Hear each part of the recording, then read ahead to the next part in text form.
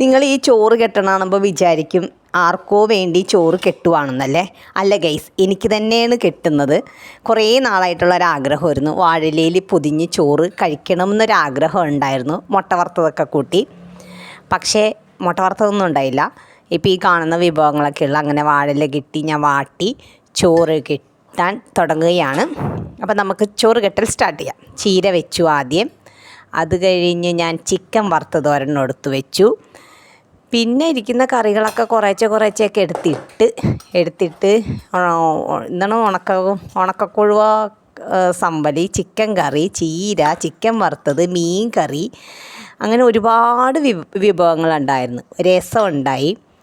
എല്ലാം കൂടി കുഴച്ച് എല്ലാം കൂടി ഇട്ട് ഞാൻ എന്താ പറയണേ ചോറ് കെട്ടി വെച്ചു. അങ്ങനെ നമ്മുടെ വാഴയിലയിൽ പൊതിഞ്ഞ ചോറ് ഇവിടെ റെഡിയായി. അങ്ങനെ ഞാൻ നല്ല സ്വാദിഷ്ടമായ ചോറ് കഴിക്കാൻ പോവുകയാണ്. സത്യം പറയട്ടെ ഗൈസ്, ഒരു ടേസ്റ്റില്ല. കാരണം രസവും മീൻകറി എല്ലാം കൂടി കുഴഞ്ഞു ആവിയിൽ പരിപോയി. മുട്ട വറുത്തത് അച്ചാറായിരുന്നെങ്കിൽ